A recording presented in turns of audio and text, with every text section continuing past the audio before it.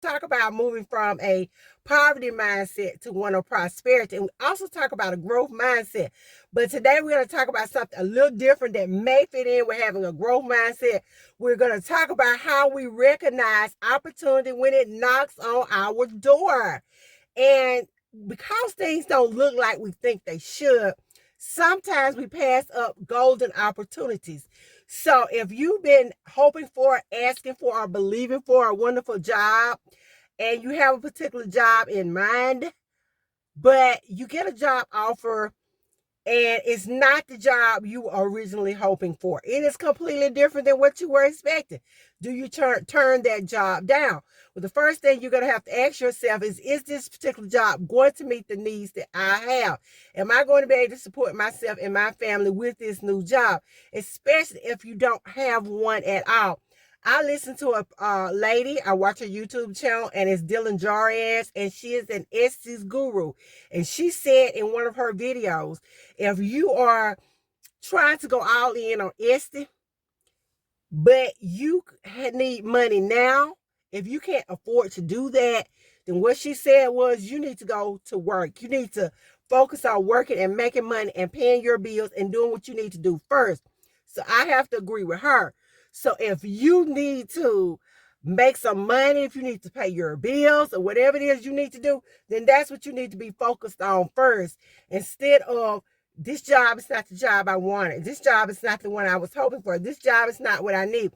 You need to make sure that you have what you need to survive in order to do it. So if it means having to work that 9 to 5 or having to work that 8 to 4 a little while long before you can get to where you're trying to go, then please, ma'am, please, sir, mainly ma'am, go ahead and do that. You have to accept what you can in order to take care of your necessities. And one of the things I want us to really understand is that we are going to take care of our necessities. We're going to pay our bills.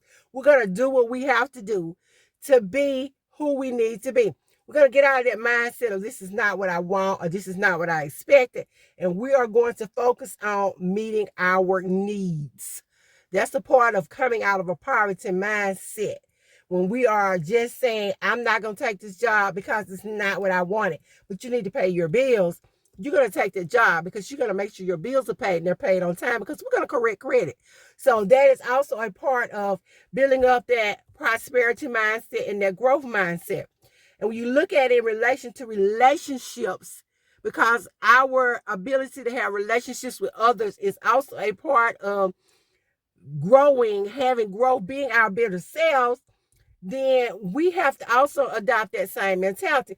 Maybe we've been praying for or looking for a companion, a spouse, a mate, or someone, and yet and still we want them to meet certain criteria. There's nothing wrong with wanting him to be a provider or her. There's nothing wrong with wanting this person to be someone who's dependable. But when you are looking at physical attributes such as you want them to be 6'2", or you want them to weigh 180 pounds or they 210 pounds, I don't know what your ideal guy is or your ideal mate is. But we have to look at people on the inside and recognize a gift when it's staring us in the face.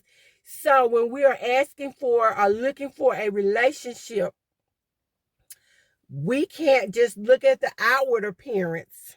We're going to look at the other attributes. Is this someone that's going to help me financially? Is this someone that's going to add to and not take from me and where I'm trying to go? Does this person have a growth mindset? Does this person pay their bills and pay them on time? Are they bringing a lot of debt with them? So when we're looking at relationships, we have to ask ourselves these things also. Is this person an asset to me? How does this person treat me? Are they treating me nice? Are they treating me bad? How do they treat other people? How did they treat their ex? How do they treat their mom? These are all questions we need to ask before we get involved with people, because we don't know. But before we get all the way off onto that, what I really want to say is don't turn down opportunities that are a blessing for you just because they don't look like the opportunities you were expecting. So if Mr. Right is not tall, dark, and handsome, and he happens to be a little shorter than you, Or if he happens to, I don't know, like I said, he doesn't look like what you were wanting, dreaming for, expecting, then sometimes you have to ask yourself, what is most important to me? Is it the way this guy looks? Or is it the way this guy treats me and makes me feel? Is he good to my children? If I have children, how does he fit in with my family? These are all questions you need to ask yourself. As I said, if you're looking at it in the perspective of a job, you need to ask yourself, is this a job for me? Is this job going to pay my bills? Is this job going to, all of these are things we need to look at. So we're talking about today